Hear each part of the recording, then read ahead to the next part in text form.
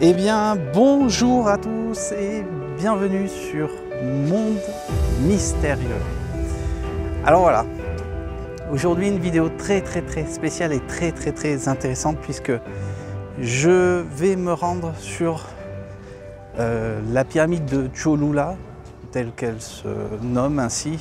On verra que, je vais l'expliquer dans un instant, mais on verra que c'est pas le vrai nom exactement, hein, mais comme dans tous les sites de toute façon. Et donc voilà, je commence la vidéo dans la rue là, comme ça. Vous pouvez observer, regardez toutes ces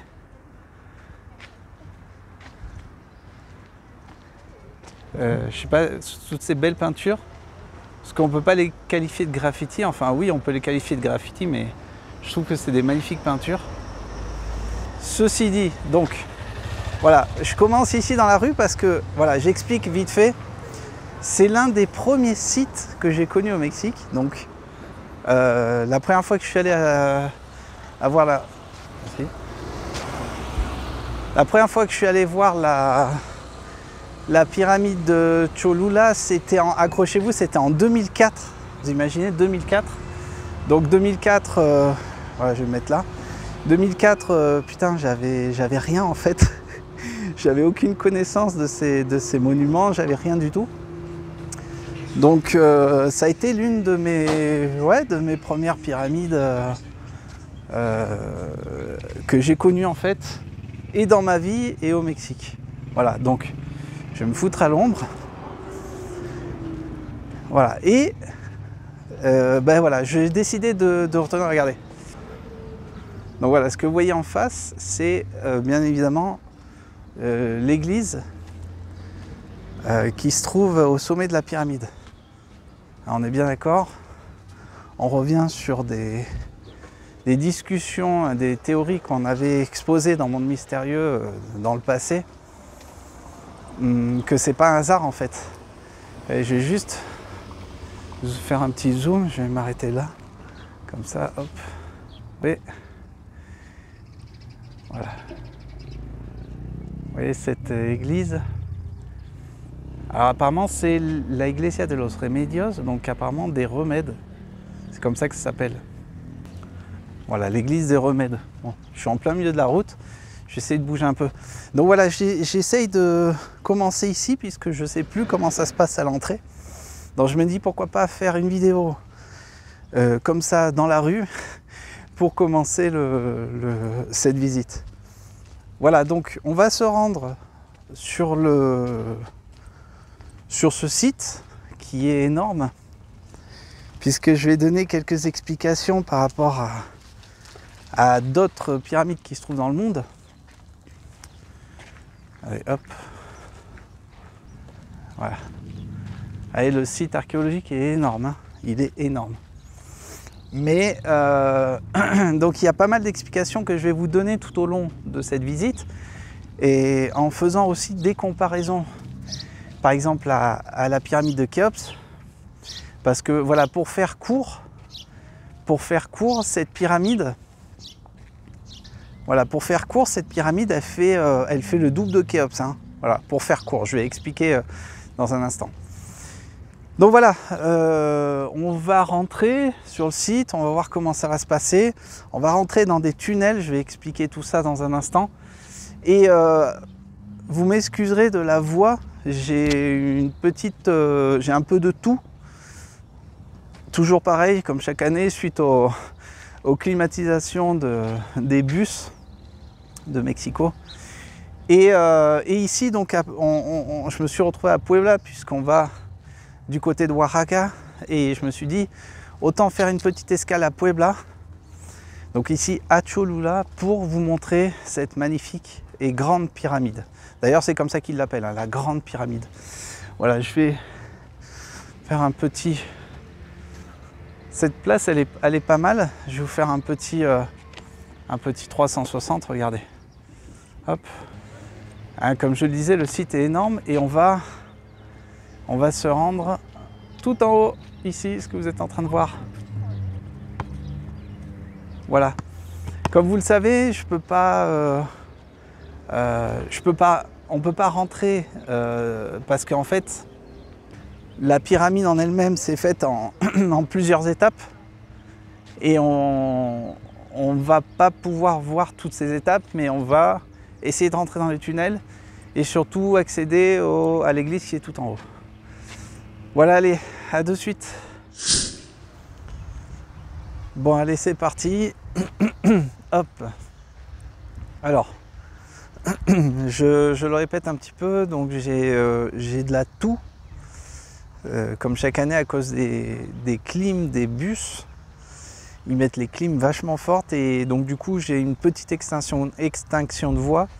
Mais voilà, normalement ça devrait aller pour la visite. Donc le but de cette visite, donc vous voyez quand même que le périmètre de cette zone archéologique est énorme. Bien évidemment, on ne peut pas la comparer avec un site comme Palenque, hein, par exemple, où on s'est rendu l'année dernière. Mais ça reste quand même énorme. Parce qu'en fait, toute la ville de Cholula, qui se trouve autour de ce site, a été fondée via ce site en fait. Donc, excusez-moi pour la toux. Je vais, comme d'habitude, le but c'est de vous montrer, de vous emmener avec moi, de vous montrer, visiter ce site.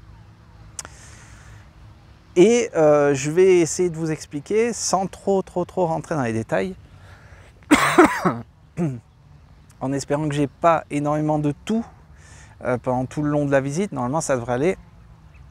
Mais le but, voilà, c'est de vous montrer, comme d'habitude, l'ensemble du site et de vous expliquer un petit peu qu'est-ce qui s'est passé, pourquoi, puisqu'on va voir que ce site est blindé de légendes et c'est assez incroyable. Donc, par exemple,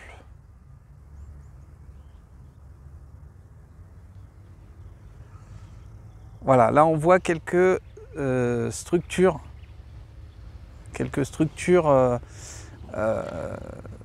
ce qu'ils appellent des plateformes. On voit que, si vous voyez bien, en fait, c'est un petit peu comme à Teotihuacan. On voit en fait les amas de pierre et on voit comme si qu'ils recouvraient de ciment, hein, pour aplanir en fait. On le voit bien ici, regardez. Après les escaliers, on voit bien ce ciment qui recouvrait tous ces tas de pierres, hein. Voilà.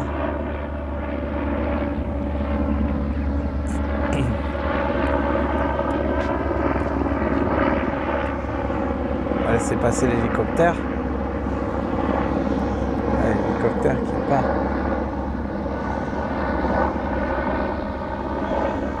Voilà, bon.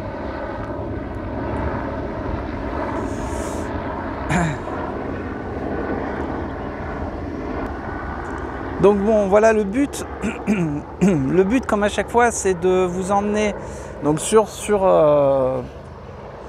ce site archéologique où on voit cette énorme pyramide. Et c'est de vous emmener pour que je puisse découvrir avec vous toutes ces structures, tous ces lieux, toutes ces légendes, etc., puisqu'il y a énormément à dire. On n'a pas de chance, on a un hélicoptère qui tourne autour du site. Je ne sais pas si vous m'entendez bien. Parce qu'on est dans un film là. Et il tourne. Voilà.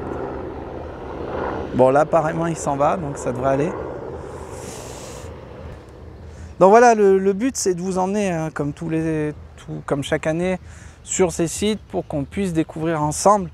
Il y a certains sites que je connais déjà, je suis allé dans le passé, et d'autres que très peu ou pas du tout. Et il y en a que je découvre en même temps que vous. Donc c'est ça qui est intéressant. Donc, ce que je vais vous montrer là, c'est, il faut savoir qu'il y a plusieurs explications à retenir sur ce site. Sur le site de la zone archéologique de Cholula. Tout d'abord, il y a des légendes qui s'apparentent à des géants. Je sais que ça va en déranger certains,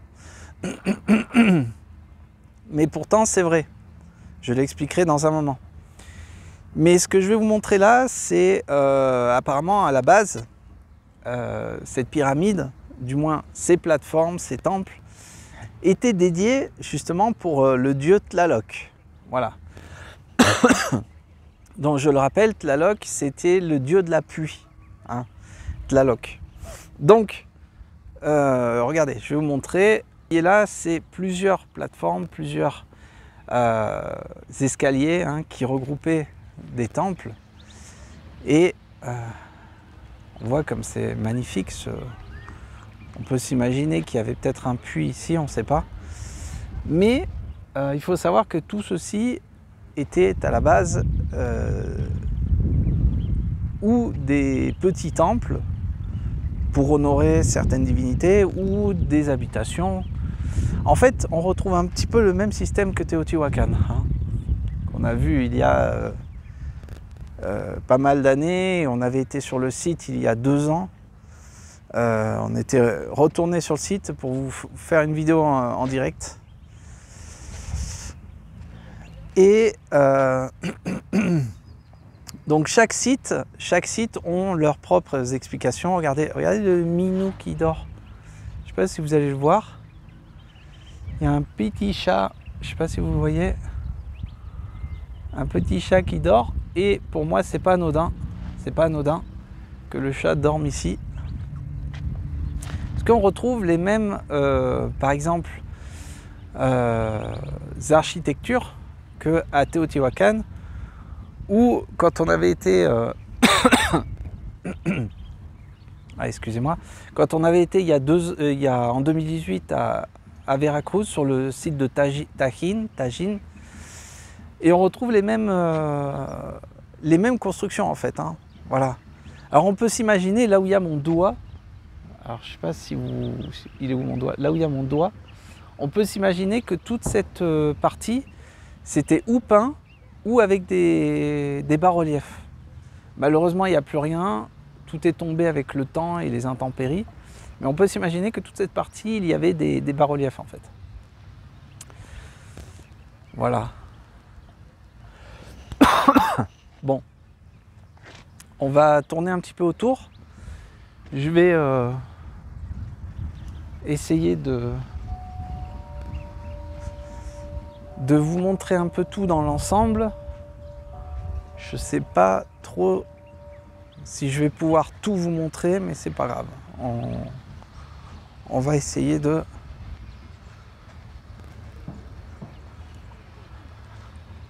vous faire une visite globale. Parce que bien évidemment, de ce site, on pourrait en parler des heures et des heures. C'est un truc de dingue. C'est un truc de dingue. Allez, je vous montre un petit peu la pyramide en elle-même. Alors, il y a une polémique qui court au Mexique.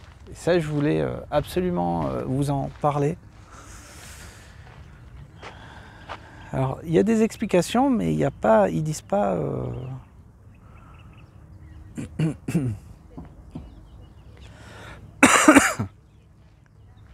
Donc il y a quelques explications, mais ils disent pas, ils parlent pas de divinité ou quoi que ce soit. Alors, je vais essayer de vous montrer dans l'ensemble.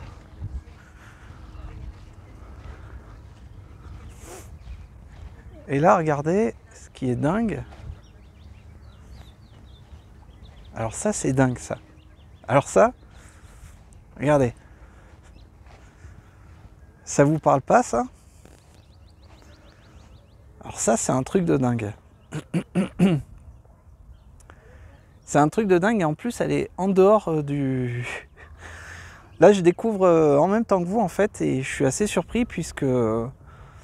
En fait, on voit de suite que c'est de la pierre volcanique. À mon sens, je pense que, ouais, c'est de la pierre volcanique. En fait, c'est le genre de pierre qu'ils utilisent encore aujourd'hui. Alors, pour ceux qui vont... un jour, je le souhaite, je vous le souhaite, ceux qui qui vont voyager au Mexique, qui vont avoir la chance de découvrir le pays. Et vous allez voir qu'aujourd'hui, ils fabriquent encore de la sauce piquante dans des bols en pierre de ce genre, où en fait, avec comment je peux dire ça? Avec une pierre en forme de manche, ils écrasent en fait tout ce qui est le piment, et ils mettent des tomates, du basilic, ça dépend de la sauce, et ils font de la sauce piquante dans des pierres comme ça.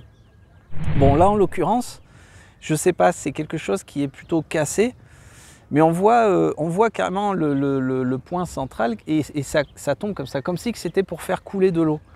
Mais je vous pose la question, c'est où qu'on a vu ça l'année dernière?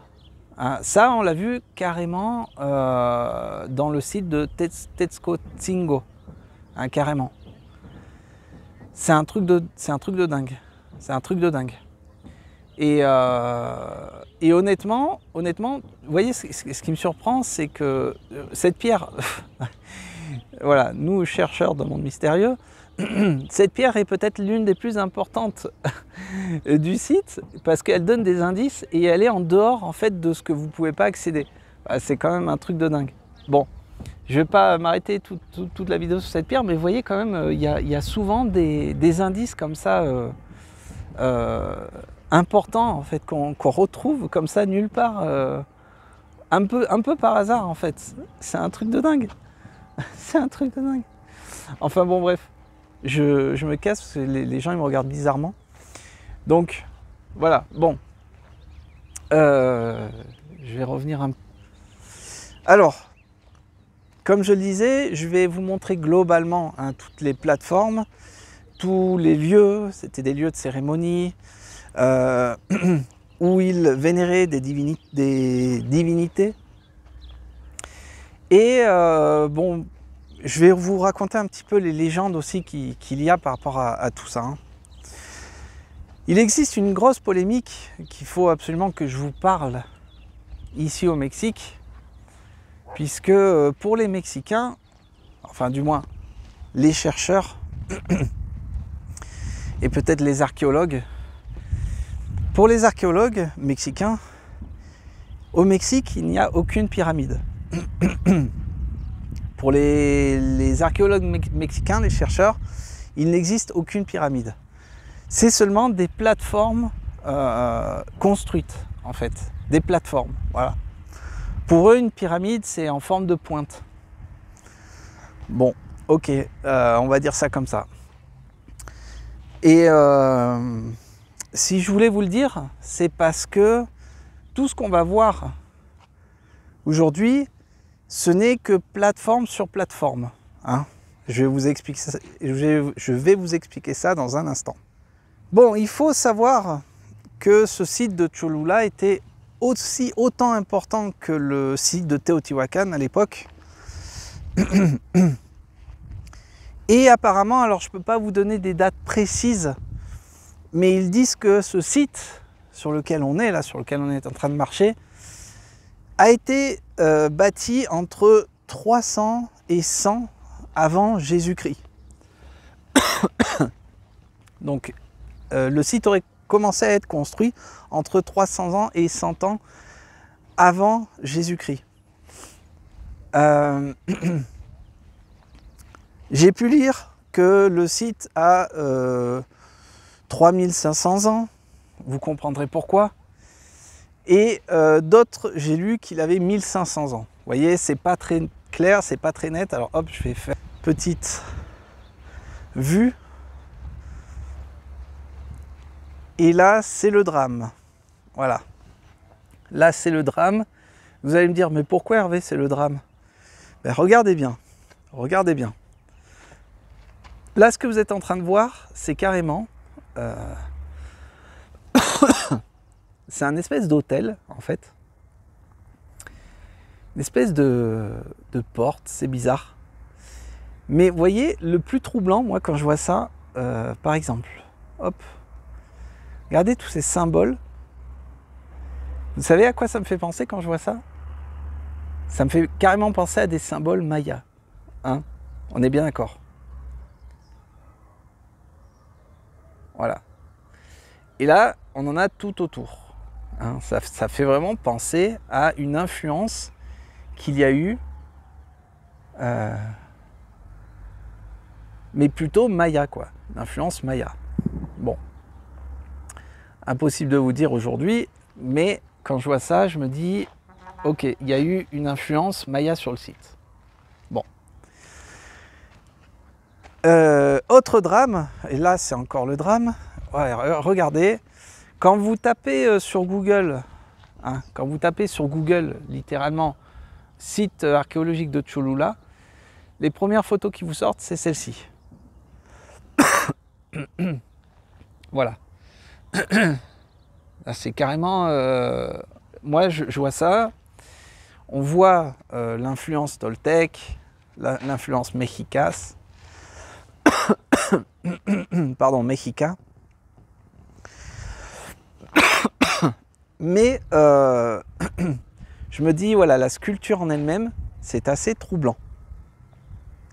C'est assez troublant. Là, on peut peut-être penser que c'est un espèce de chakmol, donc la pierre des sacrifices. Mais bon, voilà, je ne veux pas trop m'attarder dessus. Mais vous voyez, c'est quand même des éléments troublants qu'on trouve au milieu de ces sites-là. Alors, je m'en souviens plus très bien, puisque comme je vous l'ai dit, la première fois que je suis venu ici, c'était en 2004, vous imaginez, 2004. Et il me semble, si je ne me trompe pas, il me semble qu'en 2004, on pouvait marcher autour. Hein, pour que vous voyez, comme je le dis dans chaque vidéo, chaque année, ils restreignent. C'est un truc de dingue. Donc là, on voit un autre hôtel. Et là, regardez, oh, miracle, on retrouve ce genre de passage, ce genre d'architecture. À l'heure d'aujourd'hui, je ne sais pas du tout ce que c'est, qu'on a retrouvé, qu'on a vu à Teotihuacan, qu'on a vu à Palenque, donc on l'a vu chez les Mayas, chez les Mexicas, et à chaque fois on trouve un passage de ce genre-là, qui, pour nous, dans Monde Mystérieux, on est plus que sûr que ça a un rapport à voir avec l'eau. Hein. Je suis plus que sûr que ça a un rapport à voir avec l'eau. Si vous reprenez mes anciennes vidéos que j'avais effectuées avec Jérôme Maury sur les pyramides et l'eau sacrée, et on en avait reparlé par la suite, on avait fait 2 parties.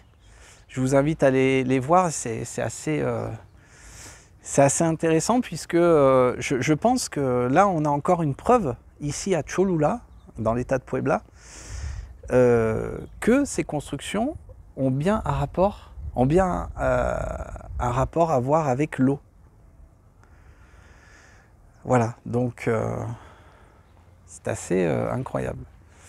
Et puis là, on retrouve une espèce de stèle, un peu comme on a vu derrière, mais d'une influence type Maya, quoi. C'est bizarre. C'est bizarre, c'est très troublant, puisque déjà, la pierre en elle-même, regardez, je ne sais pas si vous voyez, en fait, c'est pas la même pierre. Là, on se retrouve avec une pierre complète, taillée, qui n'a rien à voir avec toutes les autres pierres que vous voyez autour. Vous voyez? C'est assez troublant, quoi. Alors peut-être pour beaucoup, c'est rien de spectaculaire, rien de troublant, mais en fait si, puisque là, cette pierre et ce qu'on a vu là-bas, c'est pas des pierres qui doivent être ici en fait.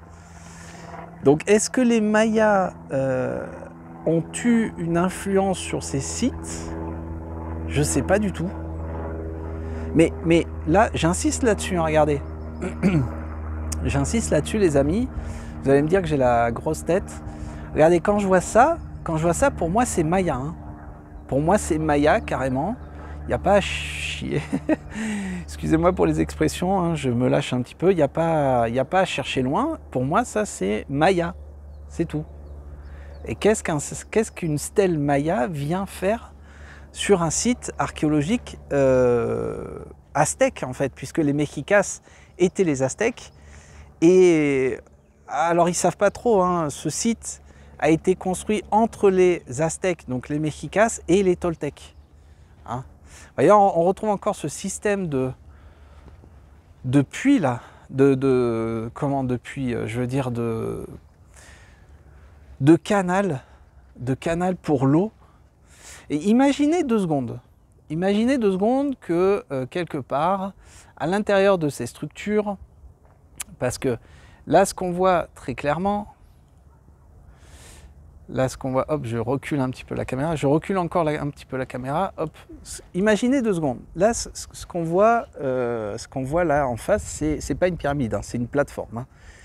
C'est une grande plateforme, mais c'est pas une pyramide. Donc imaginez s'il y avait par exemple un système d'eau, je ne sais pas, qui venait de quelque part et qui descendait, donc qui sortait de ce canal et qui recouvrait en fait tout le pourtour. Hein. On peut s'imaginer quelque chose dans ce genre-là. Et donc vous imaginez qu'en fait toute cette pierre, en fait, tout ce sol là où il y a mon doigt, en fait, tout ce sol ici, c'était couvert d'eau en fait. C'était couvert d'eau. J'insiste là-dessus. Hein. Si vous avez l'occasion, revoyez nos vidéos qu'on avait faites dans le passé où on parlait avec Jérôme Maury justement de ces, de ces temples sacrés de l'eau. Alors je fais une petite aparté ici puisque j'en parle beaucoup dans mes vidéos et c'est un volcan qui nous tient à cœur. Ce qu'on voit derrière là, derrière l'arbre, c'est le volcan le plus grand du pays, le Popocatépetl. Hein, on voit la fumée qui sort, il est toujours actif, hein, ce volcan. Et pourquoi, je veux vous montrer pourquoi c'est un volcan qui nous intéresse dans le monde mystérieux.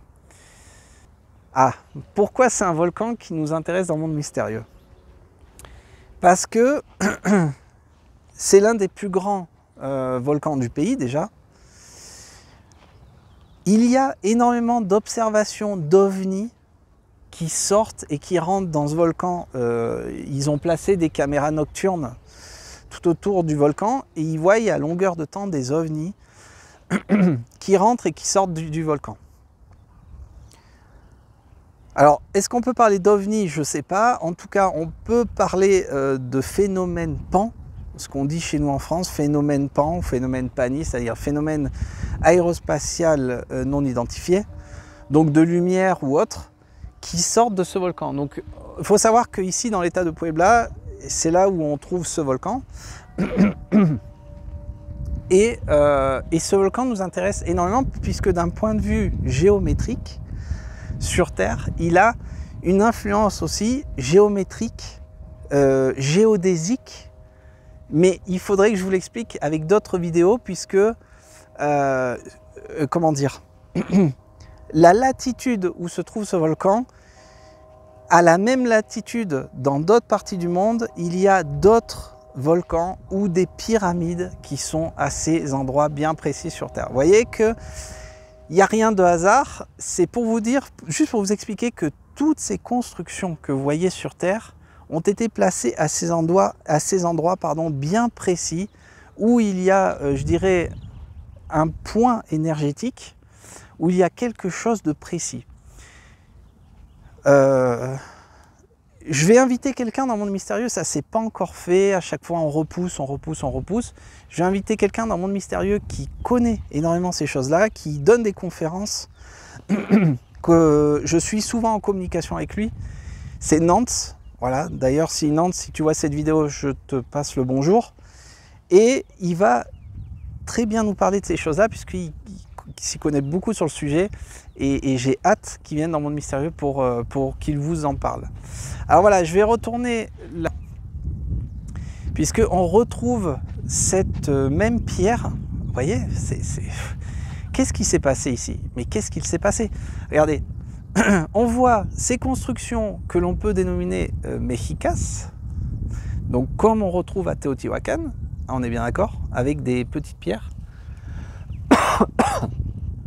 Et par-dessus, cette pierre calcaire, alors cette dalle, c'est carrément une dalle calcaire, avec ces sculptures, on va dire plutôt maya, quoi. C'est un truc de dingue. J'insiste là-dessus, hein. J'insiste là-dessus, puisque quand on... Je vais juste me remettre un petit peu sur le côté.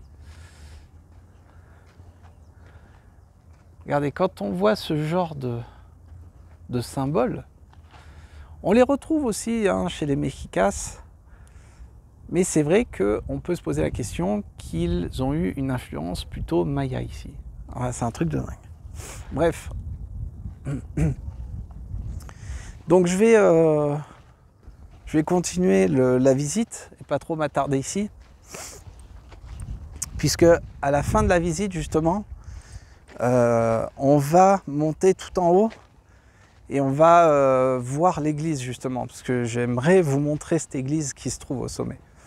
Voilà, je vais couper un petit peu, je vais reprendre dans un instant pour vous montrer tout ce qu'il y a autour de ce site énorme. Allez, à de suite. Alors avant de continuer la petite visite, enfin du moins la grande visite, je vais juste m'attarder un petit peu sur ce côté, puisque on m'a fait la remarque, ce côté-là en fait, tout ce qu'on voit là, ça fait énormément penser à Teotihuacan, puisqu'on retrouve les mêmes en fait structures. Et vous voyez, en fait, si on pense encore une fois à ce système d'eau que j'insiste à vous expliquer, c'est qu'on peut s'imaginer que l'eau, par exemple, coulée par là, alors je ne sais pas si vous voyez en fait, je suis désolé pour la toux, j'ai des attaques de toux à certains moments, mais j'espère que vous m'entendez bien quand même. Alors voilà, on peut s'imaginer que l'eau passait par là, qu'elle coulait en fait, et qu'elle remplissait donc tout ce bassin que vous êtes en train de voir, et qu'elle passait donc ou qu'elle provenait d'ici, hein, on peut aussi s'imaginer de ça, et qu'elle passait donc ici, et qu'elle coulait, qu'elle arrivait derrière en fait. Vous voyez, derrière, je ne peux pas vous montrer mieux que ça, mais derrière il y a aussi d'autres systèmes de canalisation. Bref, pour nous, il n'y a pas de doute là-dessus. Il y a eu une grosse influence téotihuacanienne, donc des Mexicas ou des Toltecs. Et ces temples sont bel et bien en relation avec de l'eau, un filtrage d'eau. Voilà, je voulais vous montrer ça, on va continuer.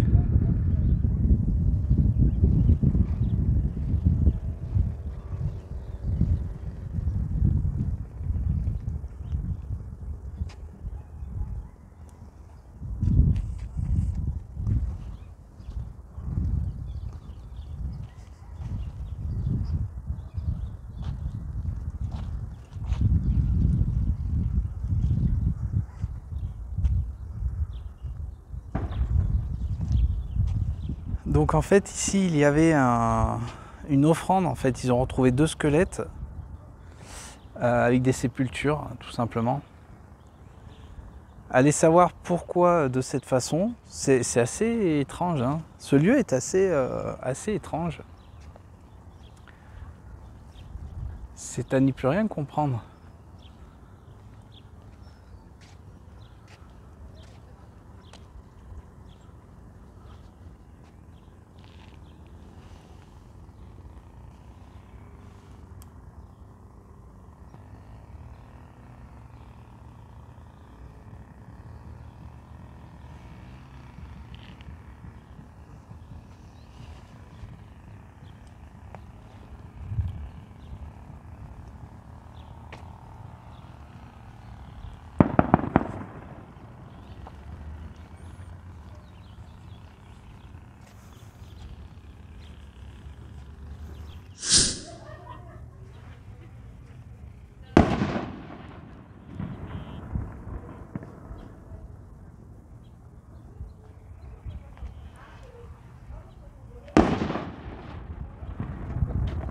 Bon, on retrouve ce même système de construction que, par exemple, au centre-ville de Mexico, au centre historique, où on voit ces couches successives, en fait.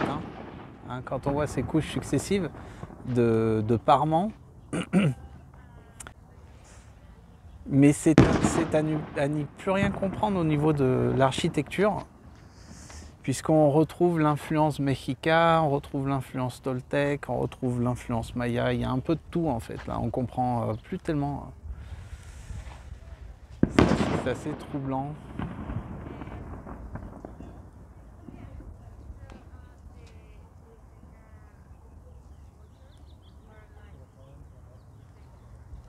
Alors, je sais pas si on peut effectuer une petite vue d'ici.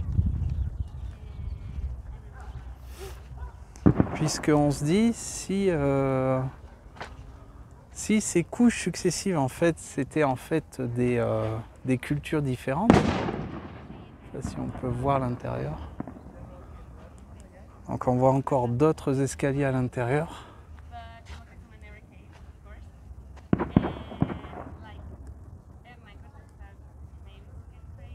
Bon, j'explique un peu là.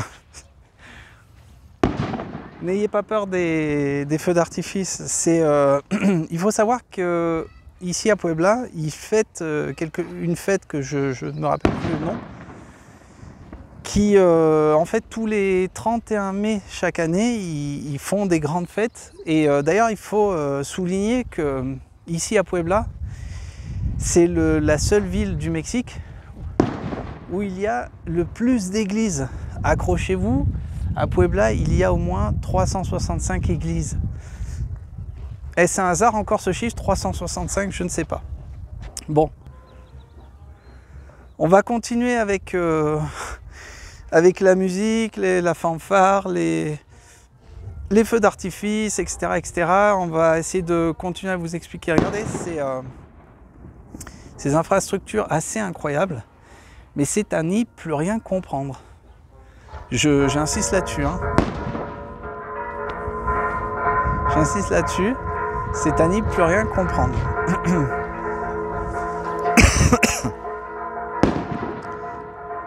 Là, honnêtement, on retrouve l'influence téotihuacanienne, avec les pierres volcaniques. Wow! Ah, dommage. Je sais pas si... Regardez. Ah. Bon. Regardez. Je sais pas si vous le voyez.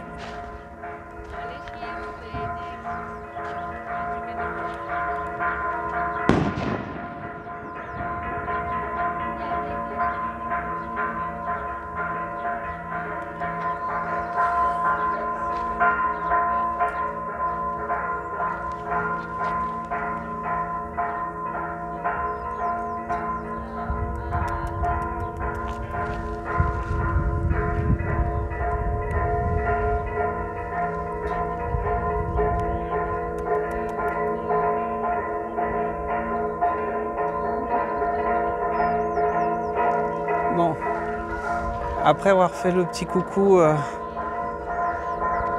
au petit animal, je vais essayer de continuer, mais alors, quel désastre, quel désastre.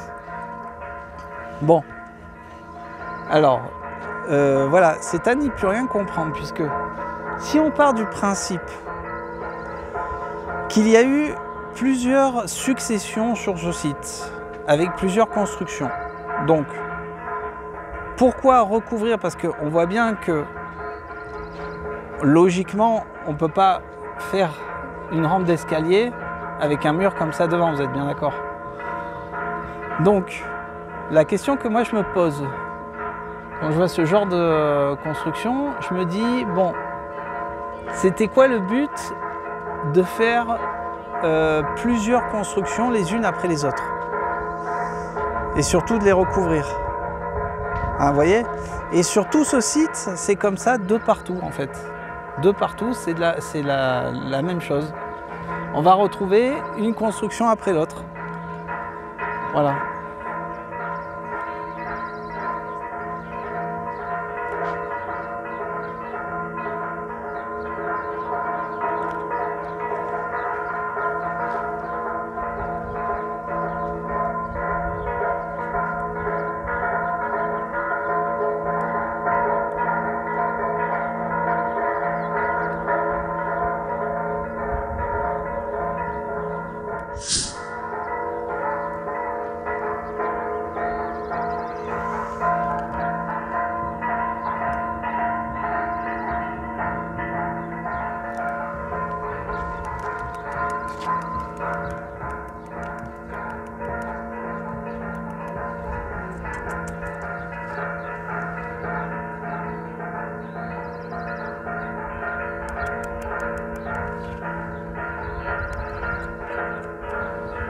Et coucou.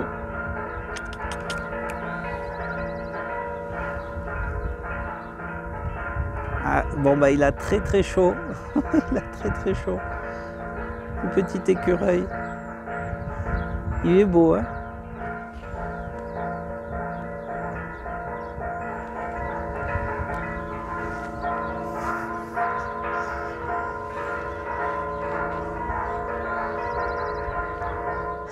Alors j'explique vite fait comme ça, puisque je ne sais pas si vous m'entendez avec les sons de cloche et les pétards et les feux d'artifice et les trucs. Et...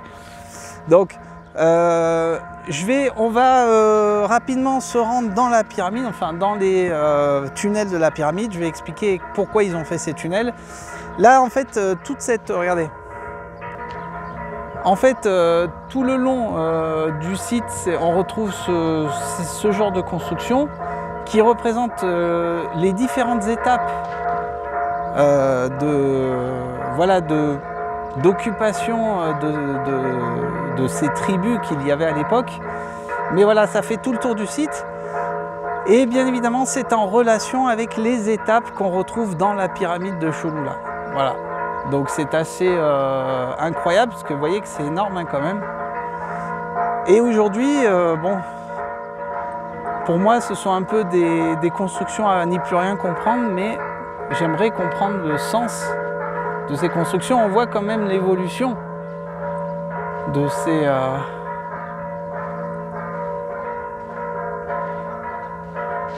Alors je filme le cactus parce qu'il y avait des gros lézards. C'est assez incroyable. Et voilà, c'est assez troublant quand même. Mais bon, voilà, on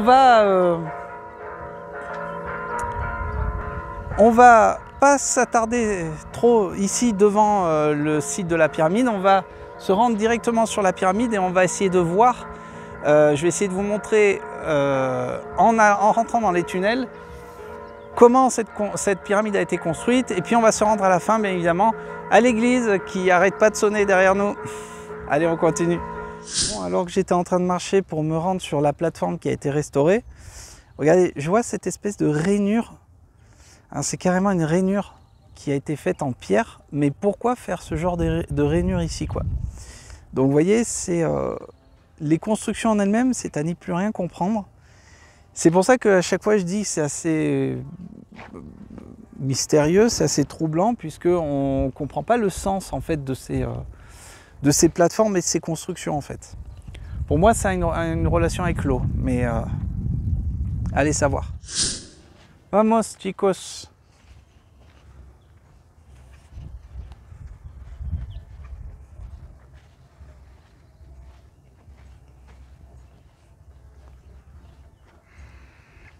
Ah voilà, donc là, c'est ce que j'étais en train de dire.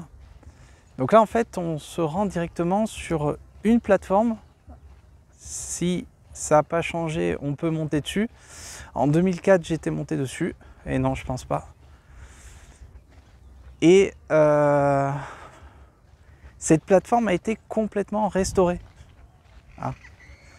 Donc vous allez voir l'incroyable structure de cette plateforme.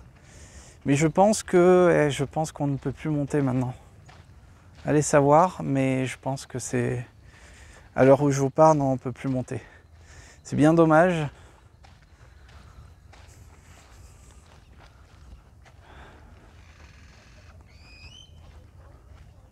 Ah si, on peut monter. On peut monter. Bon. Et ben on va faire ça. Je vais vous emmener tout en filmant. Voilà, mais j'insiste là-dessus. Cette plateforme a été restaurée. Toute la pyramide en elle-même n'a pas été restaurée de la sorte, heureusement, sinon il n'y aurait plus de collines en fait. Mais on peut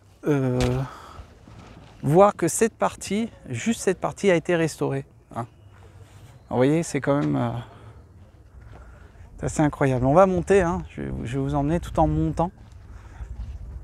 Et vous allez voir la vue d'en haut.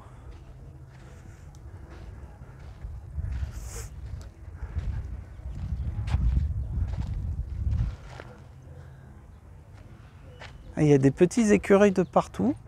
Regardez. Je ne sais pas si vous les voyez. Les petits écureuils. Ah, ils sont partis. Ils sont partis.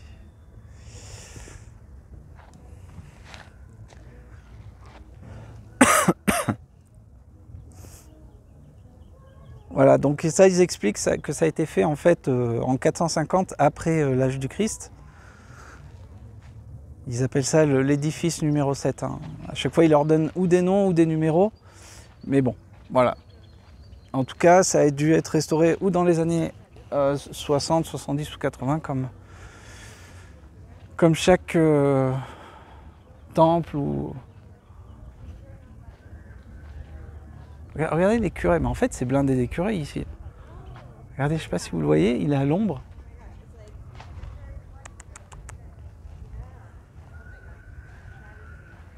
Ah bah alors là il est parti là.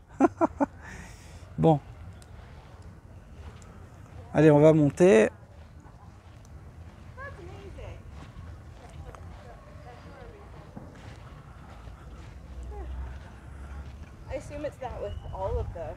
Hop là.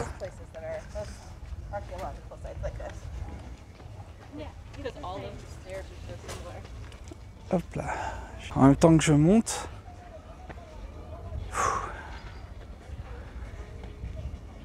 Bon, ça va, celle-ci elle n'est pas trop haute et les marches sont plutôt petites, donc ça va encore. Et la première fois que j'étais monté en 2004, il y avait une corde au milieu.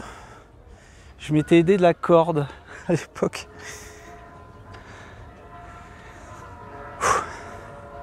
Donc je répète, hein, si vous entendez beaucoup de sons de cloche, c'est qu'il fête quelque chose ici à Puebla tous les 31 mai. Et comme c'est très religieux, vous savez, le pays, rien que dans la ville de Puebla, il y a 365 églises, vous imaginez? Ça y est.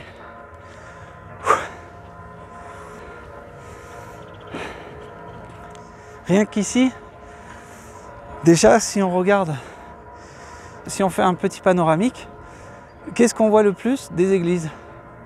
Église, église, église. Là aussi, hein, si je vais de ce côté-ci, église, église, regardez. Église, église.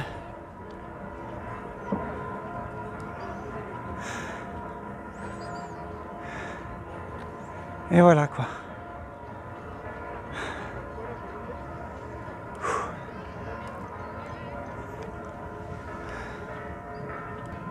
Donc voilà. Alors,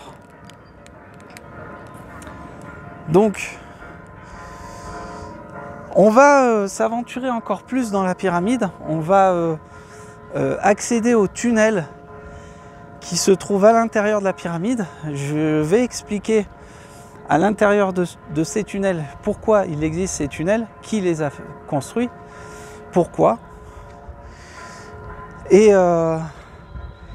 là, pour le moment, on est juste sur une petite plateforme d'un petit morceau de la grande pyramide. Donc vous imaginez, qu'est-ce qu'elle pourrait représenter une fois que tout serait déblayé? C'est un truc de dingue. C'est un truc de malade. Donc il faut savoir, alors je reviens sur cette petite polémique qu'il y a ici au Mexique. Pour les Mexicains, les pyramides, ça n'existe pas au Mexique. Ce sont des plateformes géantes.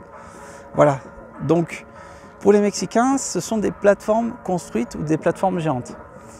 Et comme je le disais, bon, par exemple, si vous regardez ce côté, vous voyez que si je fais un petit zoom ici, vous voyez, on peut déjà déterminer, là on voit d'autres plateformes en fait, hein, et on peut imaginer l'année, en fait, combien de temps ça a été enseveli, parce que regardez la quantité de terre qu'on voit entre la marche, en fait, la plateforme et les arbustes en fait. Donc c'est, vous imaginez tout ce qu'il faudrait déblayer. Là on est dans la même configuration qu'une pyramide de Bosnie en fait, hein. Hein, voilà, là il faut être très clair là-dessus. Je vois encore des petits écureuils, je ne sais pas si vous les voyez. Ah, il y en a vraiment de partout, hein. De partout, hein. Donc voilà. Donc à savoir que ici ce n'est qu'une partielle de l'énorme pyramide qui se trouve à côté de moi. Et je vais vous expliquer, puisque elle est tellement grande qu'en fait il y a des légendes qui s'y collent à cette pyramide, où on est un peu partagé, puisque la pyramide en elle-même a été faite en 8 étapes. Vous imaginez 8 étapes, c'est-à-dire en 8 constructions. C'est un truc de dingue, en 8 constructions. Donc bon, on va continuer, on va s'aventurer dans les tunnels et je vais continuer à expliquer le but en fait de cette construction pyramidale.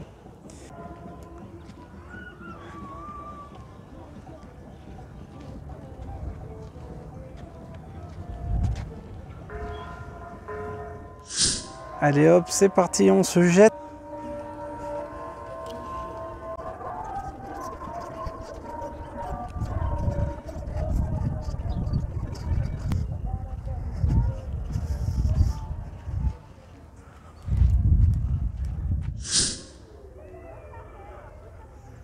Vous voyez encore cette coupure, hein, cette coupure nette, on voit que c'est coupé net, hop là, avec les petits écureuils qui partent en courant, où on voit ces différentes formes de construction qui recouvraient cette plateforme. Vous voyez, c'est continuellement comme ça ici sur ce site. C'est vraiment incroyable. Mais pourquoi faire autant de couches comme ça successives? C'est à n'y plus rien comprendre, quoi. C'est un truc de dingue. Voilà, alors apparemment, il va falloir qu'on sorte du site archéologique pour rentrer dans la pyramide. Donc on va voir tout ça ensemble dans Monde Mystérieux. Allez, à de suite.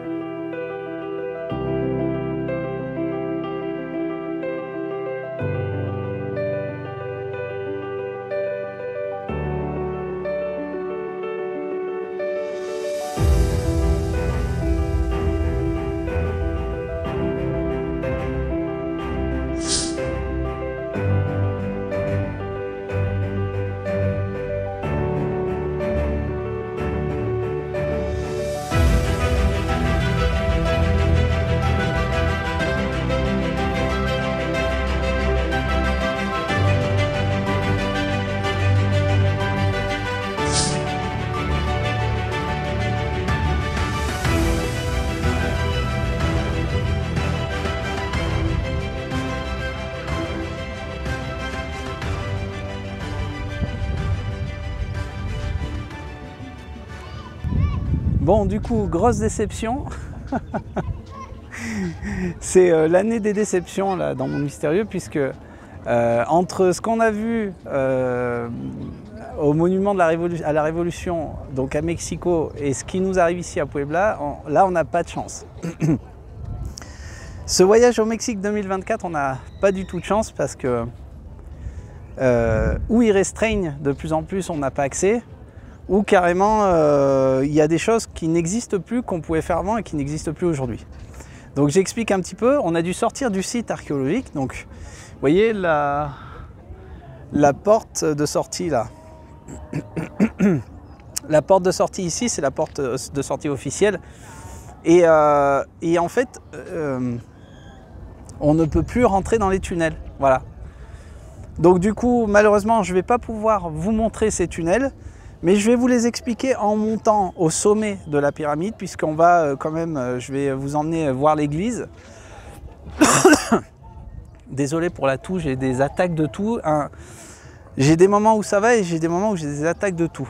Donc je vais vous emmener donc à l'église, hop, qui se trouve là où il y a mon doigt, au-dessus, donc ce qui se trouve au-dessus à la pointe de la pyramide. Et je vais vous expliquer en montant ces tunnels qu'on ne peut malheureusement pas plus visiter aujourd'hui. On vient de m'expliquer, en fait, il y a une dame à l'entrée, enfin à la sortie, qui vient de m'expliquer que depuis le Covid, ils ont fermé les tunnels. Et du coup, en les réouvrant, ils se sont rendus compte qu'ils avaient besoin d'une maintenance très spécifique pour ces tunnels, pour la protection des gens, comme d'habitude, blablabla, et qui ne trouvent pas le personnel pour. Donc voilà, malheureusement, c'est une constante réalité. Quand on sait qu'il y a beaucoup de gens qui cherchent du travail et qui ne trouvent pas. Donc voilà, on va continuer quand même, on va monter à l'église et en montant, je vais vous expliquer donc l'histoire de ces tunnels. Voilà. Allez, c'est parti.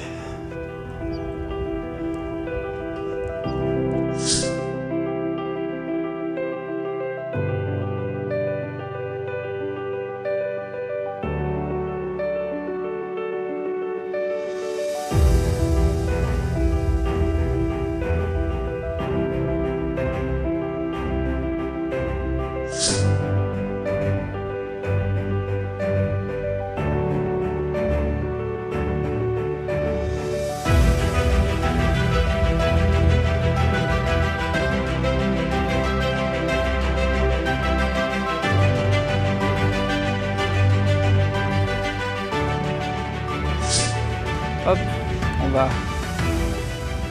Voilà. Donc, j'explique un petit peu. Là, on monte au sommet de la colline, hein, parce que pour eux, c'est pas une pyramide, c'est une colline en fait. Sachant qu'en dessous, c'est bien une pyramide, hein, donc cherchez l'erreur. Vous voyez que c'est étroit. Et puis en fait, en dessous, quand vous sortez du site archéologique, il y a plein de postes de vente. Vous pouvez acheter il y a un peu de tout, des bracelets, des souvenirs de Puebla, des ponchos, il y a un peu de tout en fait. Donc,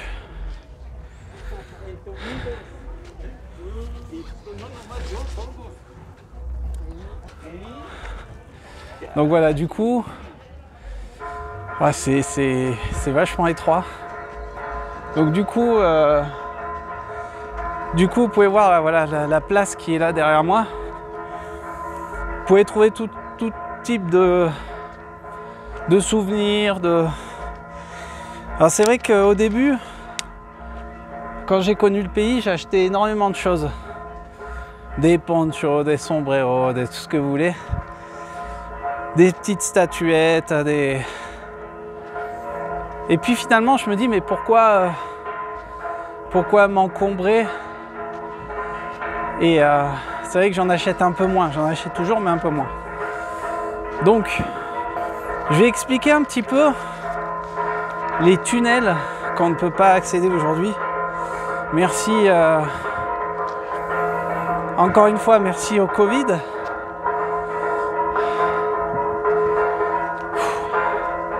Puisqu'en fait, quand les archéologues ont commencé à tout simplement à effectuer des excavations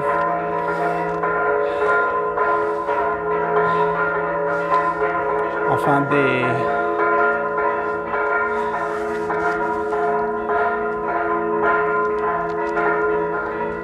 des fouilles quoi, des fouilles comment dire, archéologiques.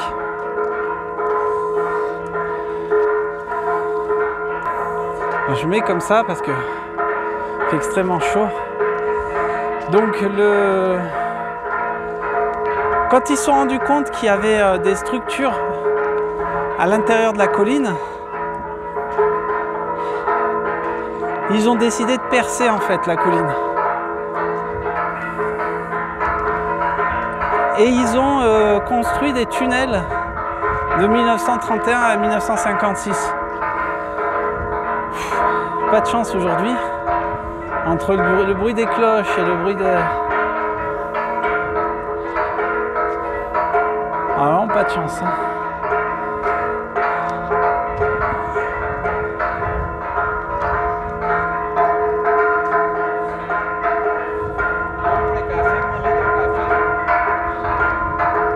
Alors, je vais attendre que les cloches arrêtent de sonner pour vous expliquer.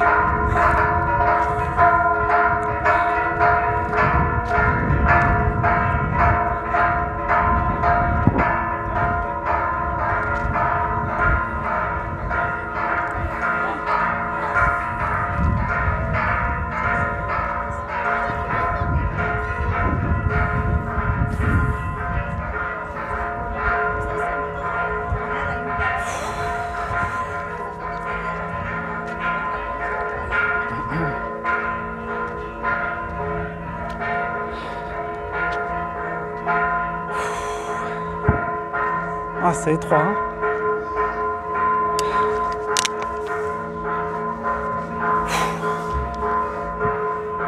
Alors les pétards que vous voyez, c'est d'ici, hein, regardez. Je crois qu'ils vont en balancer un là. On va voir ça.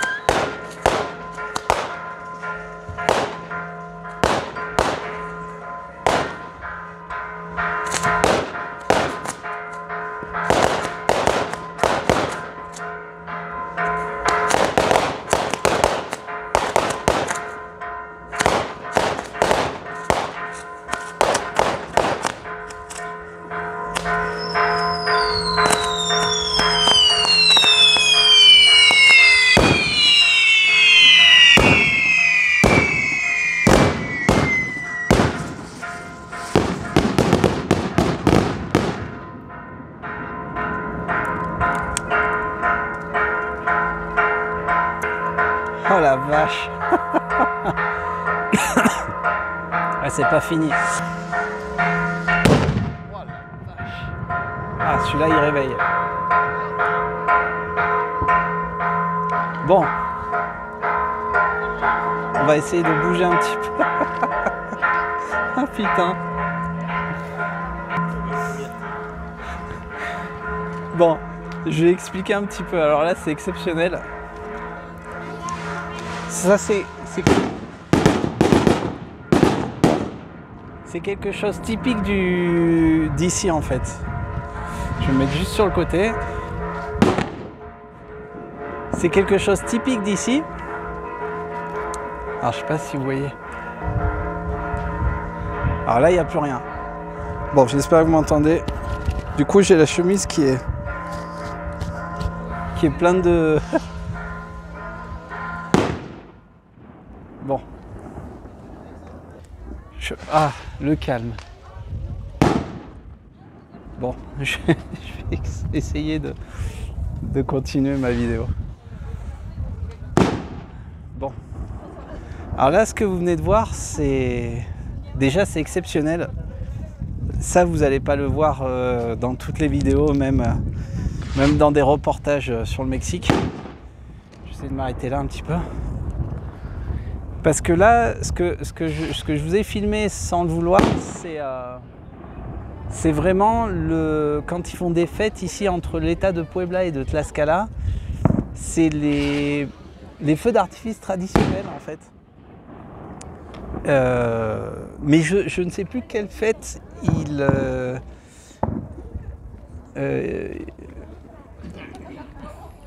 je sais que tous les 31 mai, ils fêtent quelque chose, mais je ne sais plus ce que c'est exactement.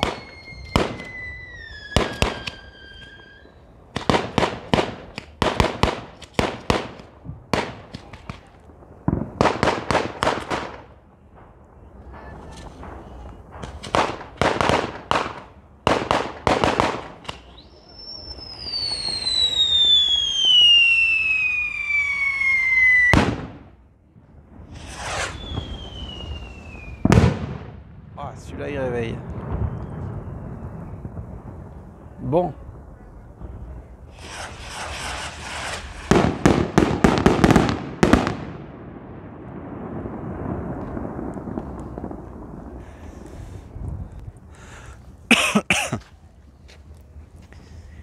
Ah, le calme. Va-t-on pouvoir terminer notre vidéo? Oui, je pense. Bon. Je vais essayer de continuer à faire ma vidéo, mais ce qui me fait plaisir, c'est que sans le faire exprès, je vous montre des coutumes et des traditions qui se font ici dans le pays. Et là, c'est exceptionnel ce que vous venez de voir.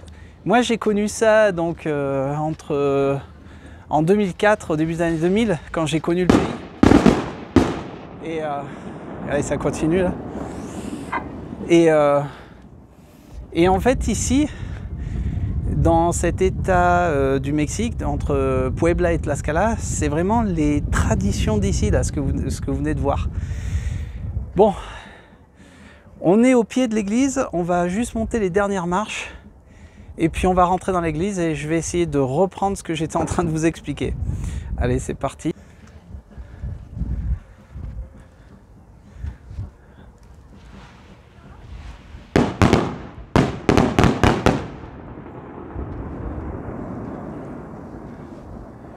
Et ça continue, hein.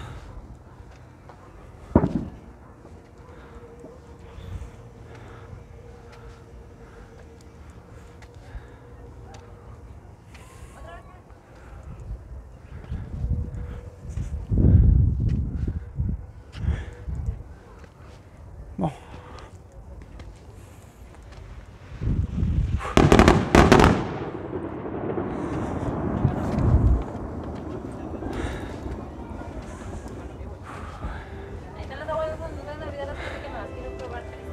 Voilà, on y arrive, hop.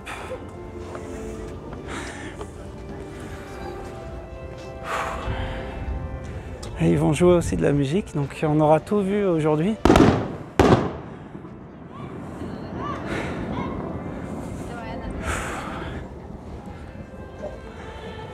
Voilà, c'est vraiment la surprise de surprise en surprise. Hein.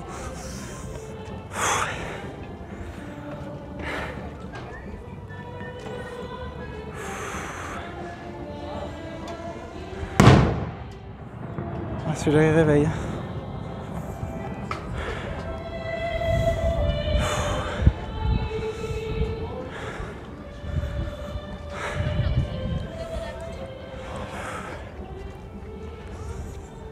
Alors, ah putain.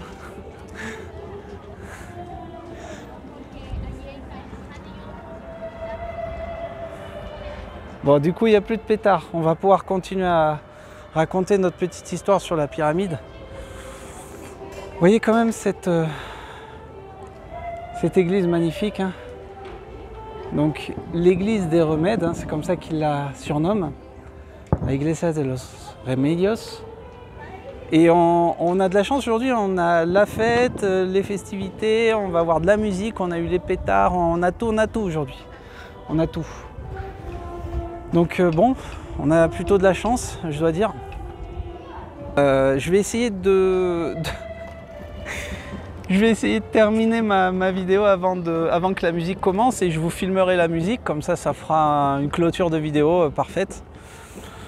Donc, je vais essayer de revenir à ce que je disais. Donc, il faut savoir que, bon, on est au-dessus de la pyramide. Hein. On est au sommet de la colline. Hein. Pour eux, c'est une colline, c'est pas une pyramide. Ils se sont rendus compte quand même que en effectuant quelques excavations un peu à droite à gauche, ils se sont rendus compte qu'il y avait des structures. Et en fait, en 1931, il y a un archéologue donc mexicain, je ne me rappelle plus son nom, je crois que c'est Ignacio et je ne sais plus son nom complet. Il décide de creuser du tunnel en fait pour voir ce qu'il y avait à l'intérieur. En fait, ce qu'il cherchait tout simplement, c'était ou des sépultures ou des trésors, hein, tout simplement. Et en fait, donc ils se sont rendus compte qu'il n'y avait rien du tout, mais par contre, ils se sont rendus compte qu'il y avait plusieurs étapes de construction. C'est-à-dire, ça c'est quelque chose qu'on retrouve un peu sur toutes les pyramides. Ah bah la musique commence. Qu'on retrouve un peu sur toutes les pyramides qui se trouvent au Mexique. Ah bah dis donc. Allez, je vous filme là.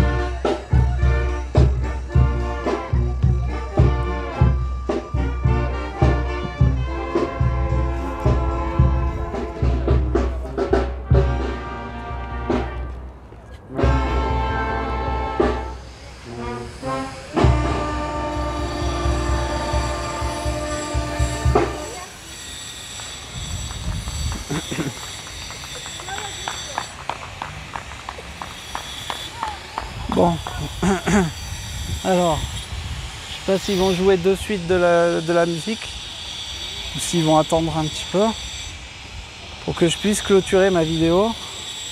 En même temps, je me mets là dans le coin.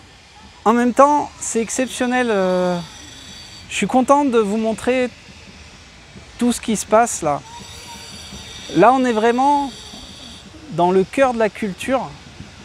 Et là, on ne peut pas faire mieux. Là. Si vous voulez vous intégrer au pays lui-même et à comprendre les coutumes, les traditions, il faut venir dans des endroits comme ça, comme je fais, parler avec les gens, échanger. C'est très important. Et moi là, ce que je viens de vous filmer là, c'est exceptionnel. Vous allez peut-être pas le voir dans des reportages ou dans des vidéos qui passent à la télé. Bon, qu'il en soit ainsi, tant mieux. Avant que la musique reprenne, je voudrais vous faire une dernière explication, puisque voilà, on se trouve tout en haut du sommet en fait de cette colline, puisque pour les Mexicains, c'est pas une pyramide, c'est une colline. Bon, qu'il en soit ainsi, on respecte. Ce qui est sûr, c'est que quand ils ont commencé à faire des petites excavations, donc en bas, je vais quand même terminer, ils se sont rendus compte qu'il y avait des structures. Et je vais faire comme ça. Et donc, en voulant essayer de chercher ce qu'il y avait dans la colline, ils se sont rendus compte qu'il y a donc un archéologue mexicain, Ignacio, je ne me rappelle plus de son nom complet, qui a décidé de creuser du tunnel de 1931 à 1956. Donc, ils ont creusé, accrochez-vous, 10 km de tunnel. Alors, on parle entre 8 km et 10 km de tunnel, c'est-à-dire que sous nos pieds, il y a des tunnels qui ont été creusés, archéologiquement parlant, afin de trouver des sépultures ou des trésors ou quoi que ce soit. Comme vous êtes en train de le voir en face de moi,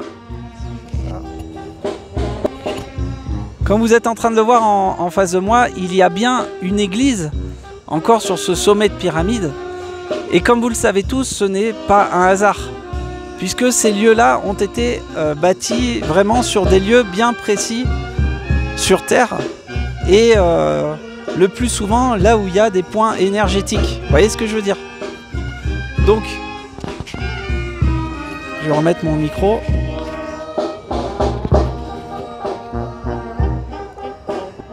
Donc ce que je veux dire par là, c'est que on se trouve ici sur l'une des plus grandes pyramides. C'est comme ça qu'ils l'appellent d'ailleurs la grande pyramide de Cholula, qui est soi-disant l'une des plus grandes. Elle fait le double de celle de Khéops. Ah bah décidément.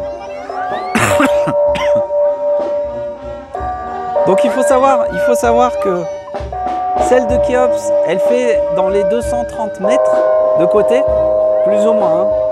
Je crois que c'est 231 ou 232, je m'en souviens plus très bien. Et celle-ci, elle fait 400 mètres de côté. Il faut savoir qu'elle fait 40 millions de mètres carrés. Et il y a ces 10 km de tunnels.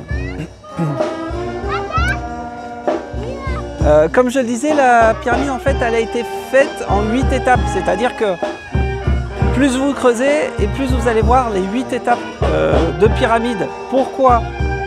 Impossible de vous dire pourquoi elle a été faite en 8 étapes. Ce qui est sûr, c'est que l'étape la plus importante en fait, c'est au niveau de la 5e étape, c'est-à-dire apparemment la 5e structure qui a été construite représentait décidément.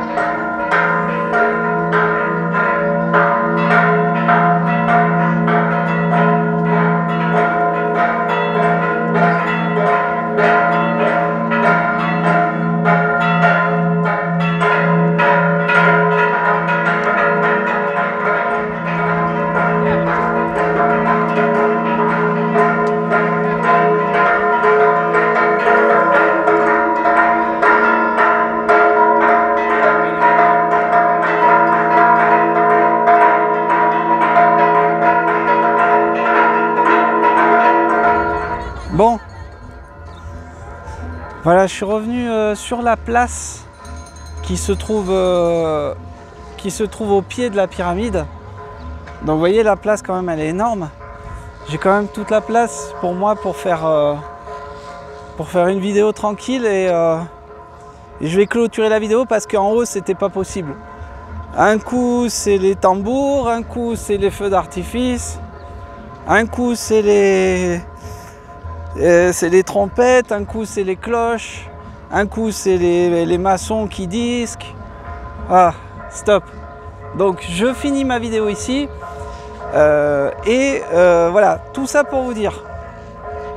Donc, cette visite de la zone archéologique de Cholula, donc de la pyramide, entre guillemets, de Cholula, puisque maintenant, j'ai du mal à dire que c'est une pyramide, c'est plutôt des monticules de plateformes, effectivement. On voit qu'il y a eu une succession en fait de plateformes à l'intérieur de la pyramide, c'est-à-dire comme on l'a vu dans le Yucatan, comme on l'a vu à Mexico, comme on l'a vu de partout, à Chiapas, etc. La majorité des pyramides ont des pyramides intérieures. Ce qui signifie qu'il y a eu dans le passé d'autres tribus, d'autres civilisations qui se sont succédées en fait ces endroits, en fait, ces lieux, ce que j'appelle ces lieux énergétiques. Hein. Parce que comme vous êtes en train de le voir, en haut, il y a carrément cette église au-dessus de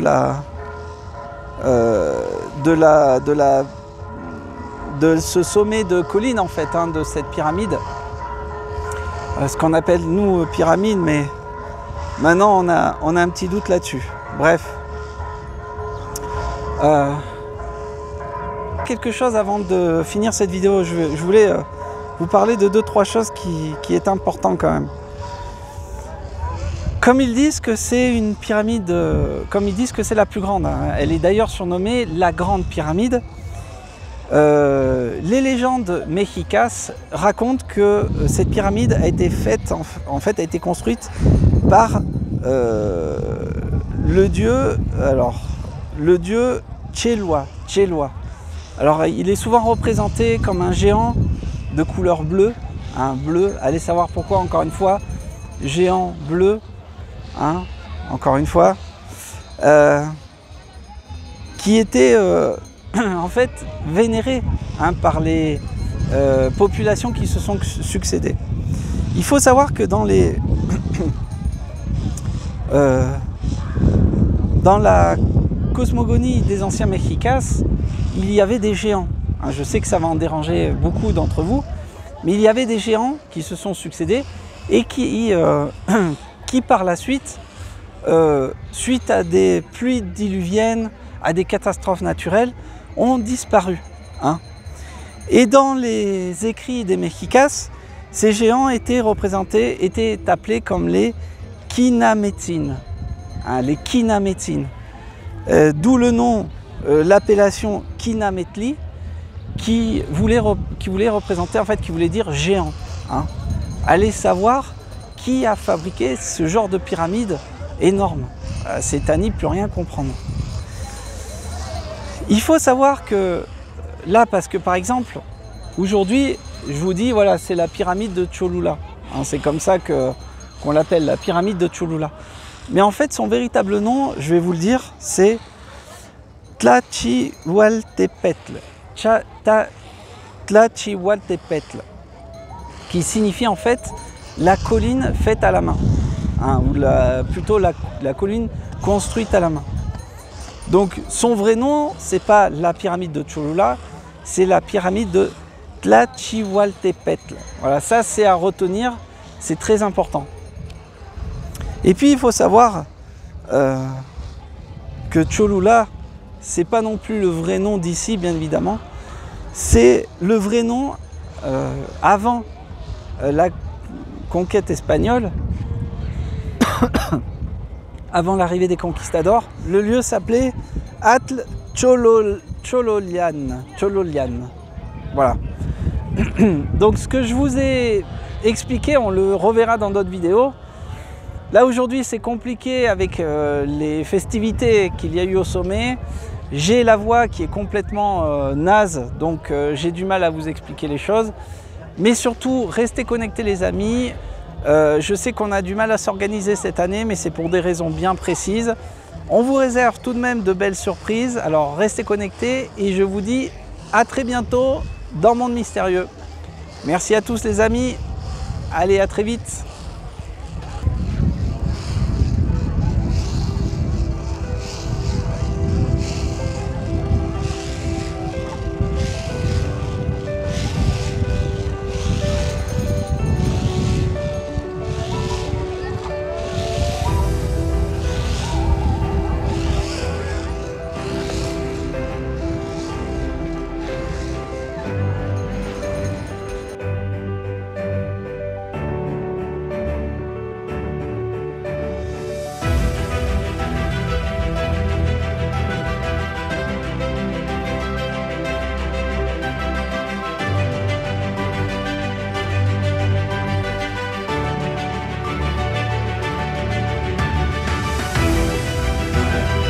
Bon,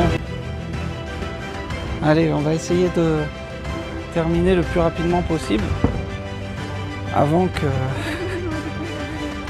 qu'il y ait ou les cloches ou je ne sais quoi, le groupe de musique qui reprend ou les feux d'artifice ou bref. Donc, j'ai plus de voix, j'ai plus rien, je suis à sec. Donc je vais, pour terminer cette vidéo, pour pas faire cette vidéo plus longue, je voulais juste vous montrer l'endroit. Vous voyez que c'est magique quand même, ils font tous les 31 mai, ils font des fêtes et allez, ça repart, la musique. Bon, je vais terminer la vidéo en bas, je vais la terminer en bas.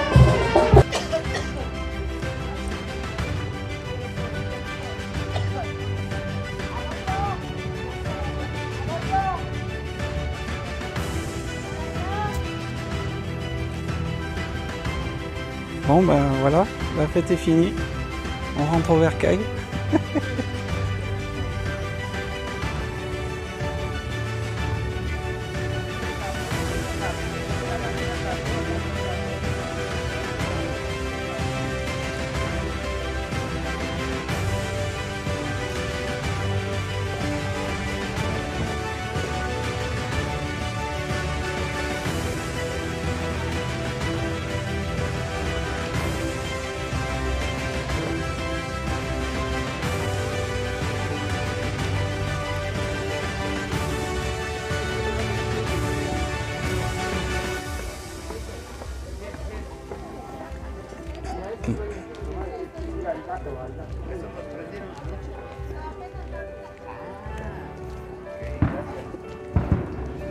No, they burn in